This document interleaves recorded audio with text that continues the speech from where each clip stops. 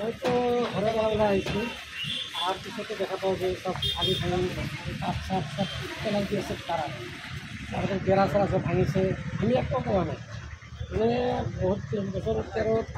না 9 ঘৰ মৰ ৰয়েছে আমাৰ ঘৰেৰ দৰকাৰ হয়েছে মই ঘৰ ভাঙিবা কৈছোঁ যে এৰিবা কৈছোঁ তো তাই এৰাৰ কথা কৈছে যে এৰিম বুলি আমি বহুত দিনেৰ বাৰে কৈ আছোঁ তুমি ঘৰে এৰিম নেকি তো আমি অফিসতো গৈছোঁ অফিসত যাই আলোচনা হৈছে অফিসৰ বাৰে কৈ দিছে যে ঠিক আছে আপোনালোকে ঘৰ বেলেগ জায়গাত আপনি শিফট কৰি লওক তেখেতে কৈছে যে আমি লৈ যাম কিন্তু আজি পৰ্যন্ত লৈ যোৱা নাই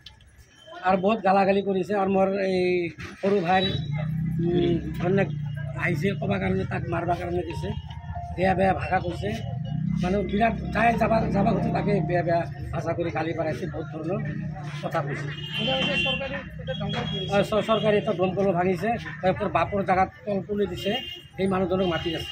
মানুহজনক লৈ আয় মই চাম তাক এনেকা কৰি আছে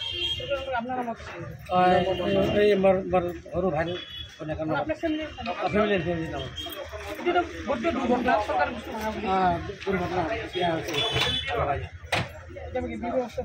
ব্যৱস্থা আৰ কি বনাইছে মানে জনোৱা নাছিলোঁ এতিয়া পাব্লিকে হাতে আমি কোনো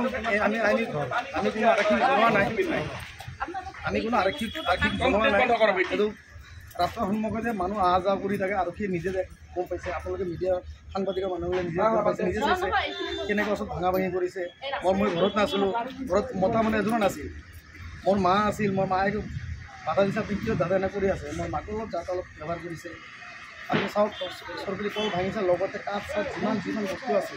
এখেতে কৈ আছে ৰাস্তা লাগে ৰাস্তা ইমান ডাঙৰ ৰাস্তাতে বেচাই পাব পাৰে আপুনি কিমান ডাঙৰ ৰাস্তা আছে এটা মাত্ৰ 3টা দোকানত ইমান বহল ৰাস্তা আছে এখেতে এটা গাড়ী ৰাখি পাৰ্কিং কৰে এটা কোনো ধৰণৰ আজি এখেতে কৈ আছে কি কাৰণত এনেকৈ কৰি লাগে আমাৰ হাঁহ সম্পত্তিৰ ওপৰত কি এনেকৈ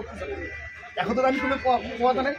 এই ৰানিং অৱস্থাত কোনো মানুহ আমাৰ কোনো ক'ব পাৰে যদি আমি একো কমপ্লেইন কৰা নাই একো কৰা নাই কি কৰি আছে কৰি থাকক এখেতৰ নিজৰ এটা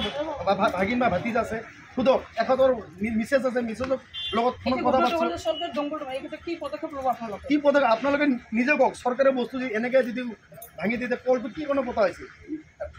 চৰকাৰী কল ইমান দোকান আছে ৰাইজ আছে অহা যোৱা কৰিব হাতত পানী চানি দিব অলপ কৰিব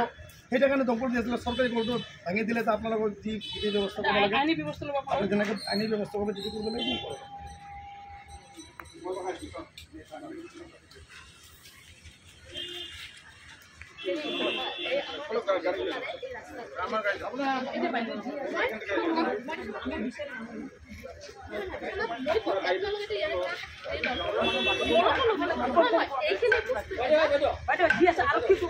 আমি